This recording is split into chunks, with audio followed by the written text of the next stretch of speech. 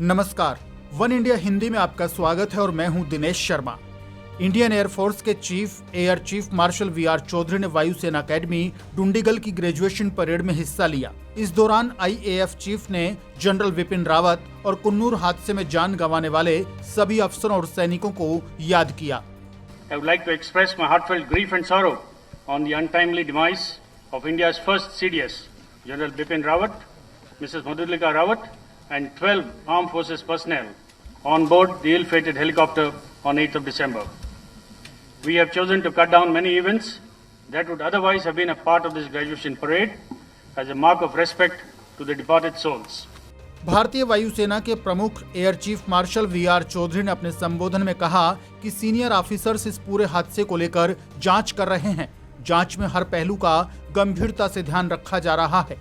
ये हादसा तकनीकी खराबी से हुआ था या फिर इसके पीछे कोई दूसरा कारण था, ये जांच के बाद ही साफ हो पाएगा। हेलीकॉप्टर हादसे के बाद वीवीआईपी प्रोटोकॉल की समीक्षा भी की जा रही है। जांच के बाद जो भी निष्कर्ष सामने आएंगे, उनके आधार पर इन सभी प्रक्रियाओं की समीक्षा की जाएगी। इस मुद्दे पर अपनी बात रखते हुए उन्होंने कहा कि मैं कोर्ट ऑफ इंक्वायरी के किसी निष्कर्ष के बारे में पहले से अनुमान नहीं लगाना चाहता। ये एक पूरा प्रोसेस होता है जिसमें हर छोटे से छोटे एंगल से जांच की जाती है। उन्होंने कहा कि इस घटना से जुड़े हर एक बिंदु की जांच के बाद ही इस मामले में कुछ कहा जा सकेगा, लेकिन मैं आप सभी को यकीन दिलाता हूं कि एक बहुत ही निष्पक्ष प्रक्रिया है। We have the CNC of the training command who is sitting next to me, who is the presiding officer of the Court of Inquiry. He just taken time off to come for this parade and he goes back and he continues with the investigation. I would not like to preempt any of the findings of the Court of Inquiry because it is a thorough process. The mandate given to him is to investigate every single angle and look into every single aspect of what could have gone wrong and come out with the suitable recommendations and findings. So I would recommend that I do not make any announcement in haste about what could have been the cause or what are the remedial actions that we are going to institute. So we'll just have to wait for a few more weeks till he completes the Court of Inquiry. And let me assure you that it is a very, very fair process, this entire Court of Inquiry.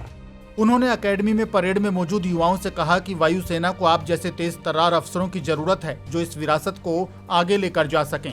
France की ओर से Rafale fighter jet की supply को लेकर air chief marshal V R. Chaudhary ने कहा कि 36 Rafale का कॉन्ट्रैक्ट था, जिसमें से 32 आ चुके हैं। बचे हुए 4 में से 3 एयरक्राफ्ट फरवरी में आएंगे। उन्होंने कहा कि आखिरी एयरक्राफ्ट के कुछ ट्रायल बाकी हैं जो खत्म होने के बाद ही आ पाएंगे।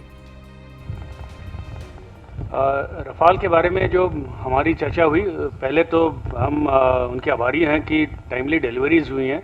आपको पता है कॉन्ट्रैक्ट 36 रफाल्स का था, 32 रफाल आ चुके हैं और बचे हुए जो 4 हैं उसमें से 3 समय पर आएंगे फरवरी में, और जो आखिरी एयरक्राफ्ट है जिसके ऊपर इंडिया स्पेसिफिक एनहांसमेंट्स किए जा रहे हैं, वो जब उसका जो जितने भी ट्रायल्स ड्यू हैं वो जो खत्म होने के बाद वो 36वां एयरक्राफ्ट भी आ जाएगा हमारे पास।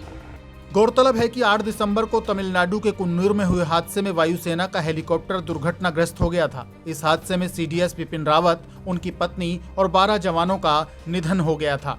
इस खबर में फिलहाल के लिए इतना ही। ताजा अपडेट्स के लिए आप बने रहिए वन इंडिया हिंदी के साथ।